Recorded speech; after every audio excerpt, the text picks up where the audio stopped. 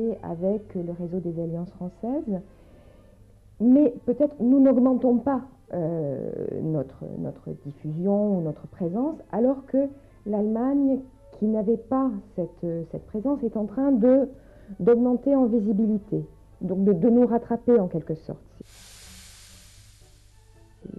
Donc ça n'est pas forcément un déclin de la France, mais une montée en puissance, comme je disais aussi, d'autres pays, l'Allemagne, l'Espagne, l'Italie, etc., qui du coup rendent la présence française peut-être un peu moins visible, mais d'une certaine manière, ça diversifie aussi les sources d'enrichissement pour les gens ici en Égypte.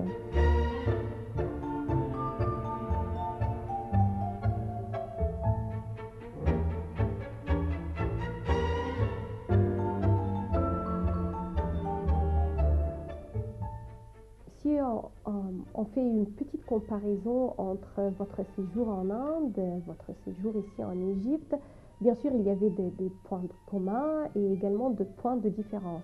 Parlez-nous un peu de cette expérience.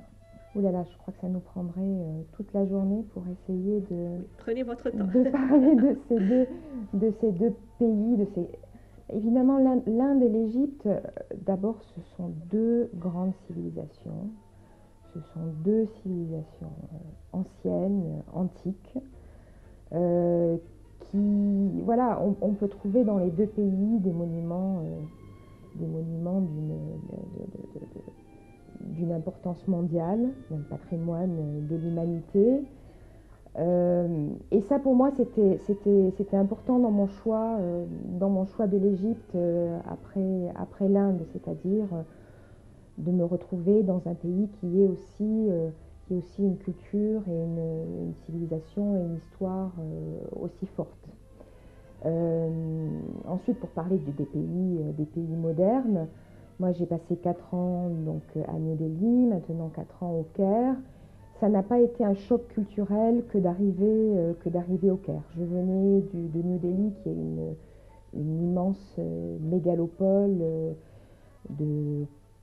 comme le Caire, presque 18 ou 20 millions d'habitants, qui a aussi beaucoup de problèmes de circulation, d'embouteillage, de pollution. Voilà, donc j'ai retrouvé des repères. J'ai retrouvé également des repères chez les gens. L'accueil dans les deux pays a été toujours très chaleureux. Il y a une curiosité de l'autre, à la fois en Inde et même encore plus, je dirais, en Égypte. Il y a vraiment une générosité envers les étrangers ou envers les gens qui font l'effort de s'intéresser un petit peu à l'Égypte. Donc ça, voilà, j'ai beaucoup apprécié dans les deux pays. Les Égyptiens, comme les Indiens, sont des sentimentaux. Ce sont des gens qui sont aussi... il y a un attachement aux valeurs traditionnelles de la famille, voilà, de la tradition, de la culture, de la religion, etc. Tout ça c'était... Ce sont, on peut dire des points communs, puis des pays qui sont en croissance, en développement, avec chacun ses problèmes économiques, problèmes sociaux, mais une identité nationale très forte dans les deux. Et on le voit aussi dans l'histoire moderne récente de l'Égypte et de l'Inde. C'est pas pour rien qu'il y a eu un rapprochement entre Nasser et Nehru à l'époque des pays non alignés. Enfin, il y a des points communs à plein de niveaux. Et moi, voilà, ce sont vraiment des expériences extraordinaires dans les deux cas. Notre programme porte comme nom Femmes d'Égypte. Alors, je voudrais savoir, avant de venir en Égypte, quelle était l'idée que vous aviez sur la femme égyptienne et en venant et en vivant ici en Égypte, comment vous l'avez trouvée?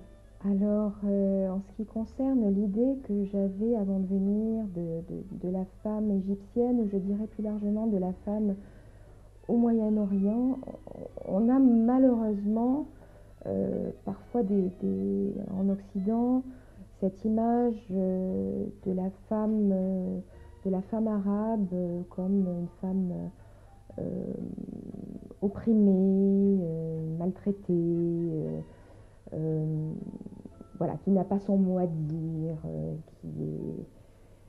qui est voilée dans tous les sens du terme. Et moi, ce que j'ai trouvé... alors, il y a aussi l'image, après, de la femme du temps des pharaons, ou, voilà, Cléopâtre. Enfin, il y a ces deux images pour l'Égypte. Mais bon, l'image prédominante, c'est peut-être, dans les clichés, voilà, la femme arabe opprimée. Et effectivement, quand on arrive ici, enfin, effectivement, non, plutôt au contraire, quand on arrive ici, on voit la femme égyptienne dans toute sa diversité.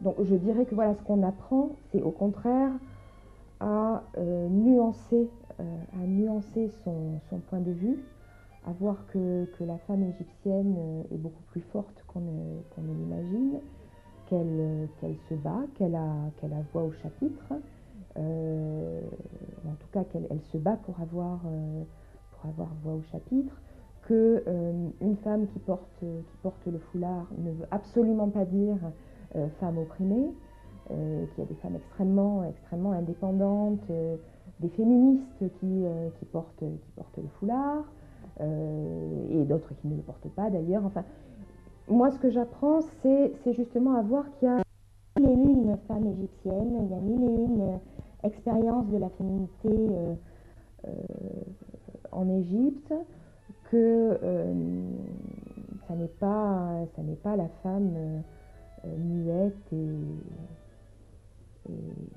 et opprimée, encore une fois, qu'elle est forte, qu'elle est courageuse. Elle a effectivement comment dire, à lutter contre un environnement, c'est vrai, très masculin, un environnement parfois hostile, mais je trouve que la femme égyptienne a ce courage-là.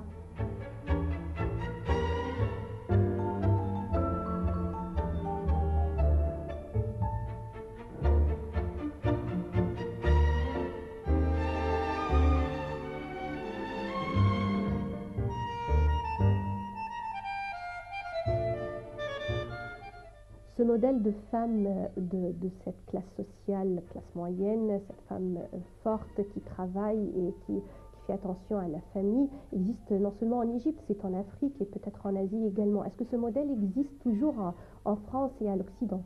Alors oui, pour nuancer ce qu'on vient de dire, je dirais que la liberté des femmes est forte dans l'élite et dans les classes très populaires.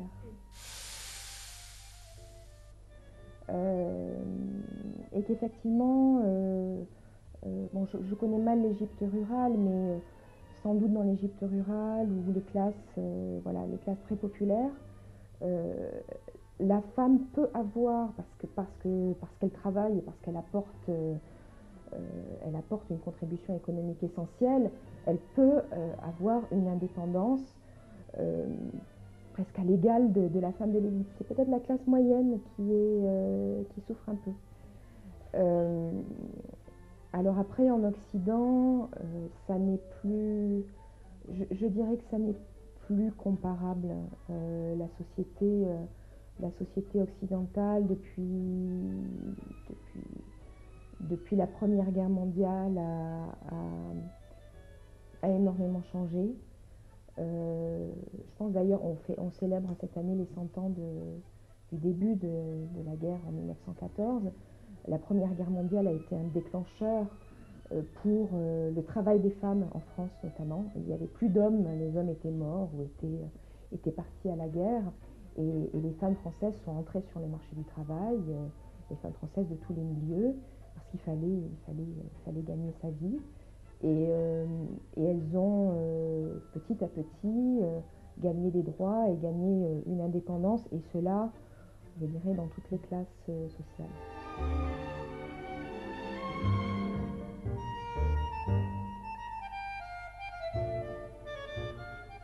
Retour encore une fois à votre expérience en Inde. Comment vous avez trouvé la femme indienne? Pas toujours facile, pas toujours facile. Je dirais que là aussi, c'est un peu le même schéma qu'en Égypte. La femme indienne dans les classes sociales supérieures est forte et libre, avec quelques nuances à apporter évidemment. La femme dans les villages, c'est la femme forte, c'est la femme qu'on voit dans les champs travailler, porter des poids, ou dans les chantiers, sur les routes, porter des briques. Enfin, elle est libre, je dirais qu'elle est forte plutôt que libre. Mais l'Inde a aussi son lot de questions sociales à régler, notamment la question de la dot.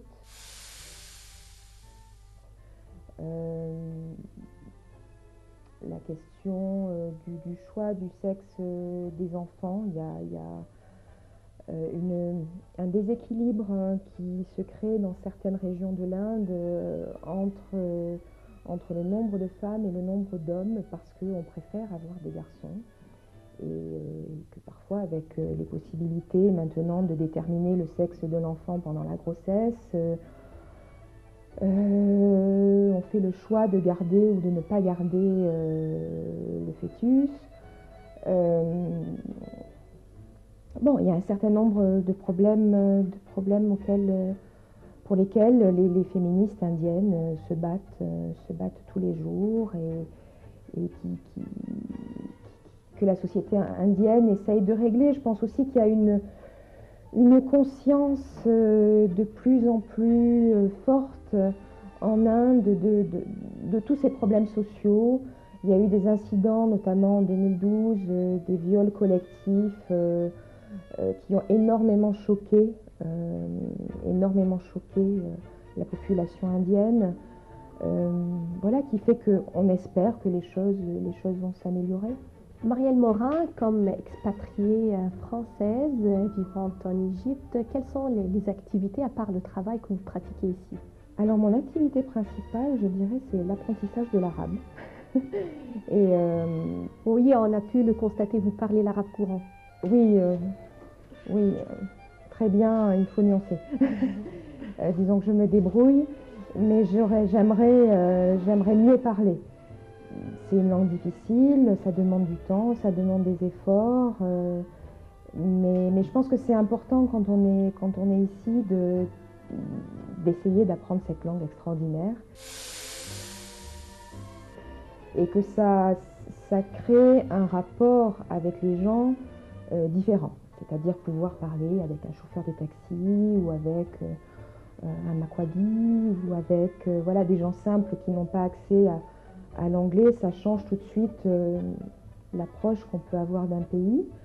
Bon, j'ai encore beaucoup à apprendre, mais c'est vrai que c'est voilà, une activité importante pour moi. Marielle Morin, à la fin de notre interview, de la part de l'équipe de Femmes d'Égypte, on vous remercie infiniment. Merci à vous.